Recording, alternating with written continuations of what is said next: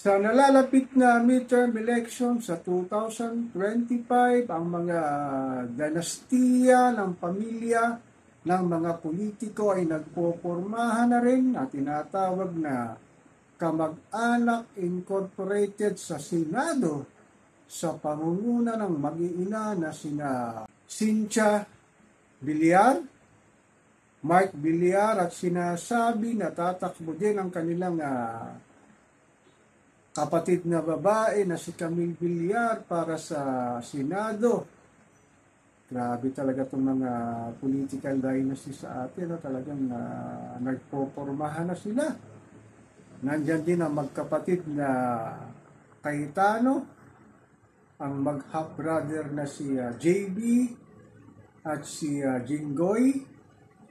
At napapabalita pa nga ang Duterte sa pangunguna ni Digong, ni Pulong at ni Baste Duterte. Natatakbo rin daw sa Senado sa 2025. Grabe talaga itong mga ating politika na sinasabi na pangsariling interest lang daw at protection sa kanilang mga negosyo. Kaya raw tumatakbo itong mga politiko na to, lalo na yung mga dinastiya na sinasabi na wala naman daw nagagawang mabuti na batas sa ating mahal na inang bayan, lalo na ngayon nga na kung sakaling tumakbo ito na manalo sa Senado ay paano na ang ating mga mahal na mamamayang Pilipino, lalo na si Juan Pasang Cruz na hindi na alam saan kukunin ang pagkain ng 3 beses ang araw para ihapag sa kanilang hapagkainan. Talagang itong mga ating mga politiko, no? Ang sinasabi talaga ay pagka hindi nga na gawa ng paraan itong political dynasty natin, ilang dekada na pare-parehong apelyido, magkamag-anak, magkapatid, mag-aama, mag-iina, at sinasabi pang mag-half brother talaga ang umahawak ng ating bansa. Lalo na sa pinakamataas na posisyon sa Senado ay talagang wala na. Kaya maging matalino sana tayo sa pagpili ng ating iboboto sa Senado.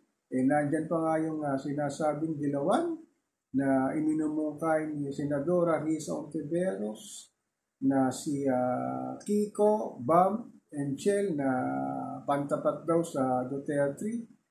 Wala pa nga inaanunsyo rin si PBBM kung sino ang kanyang mamanukin sa 12 Senado sa kanyang ticket para sa midterm election. Itong mga alam natin na sinasabi, nagpapahiwatig na sila'y tatakbo at iniindoso nga ang kanilang mga kapatid sa kanilang pagiging senador at senadora.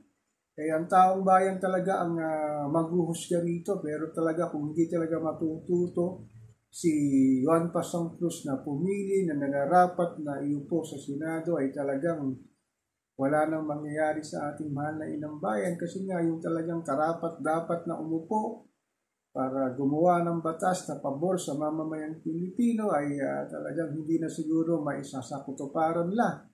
Dahil nga itong mga dinastiya ng miyembro ng kanilang pamilya at isasalam sa Senado ay wala na yatang magandang pagpipilian pa sa ating iboboto. Sana naman kung sakaling ilan lang sila at pare-parehong pilido ng ating mga kandidato ay maging matalino talaga tayo.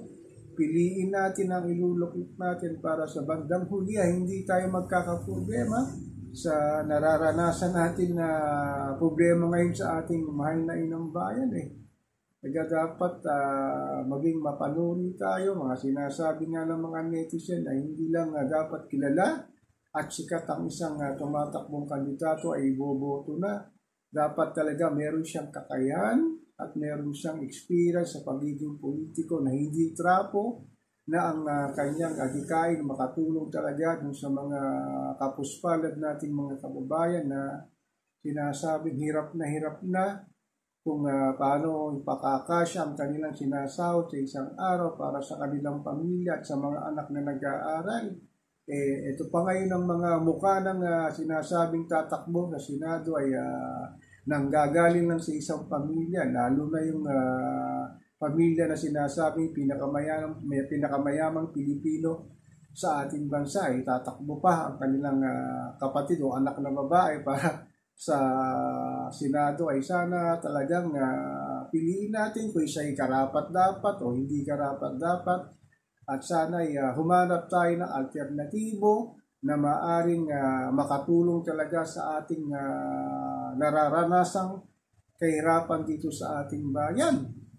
So ako po si Papa Ken, patuloy po ako magmimiro, mamamatsyag sa anumang kaganapan dito sa ating politika, sa ating bansa.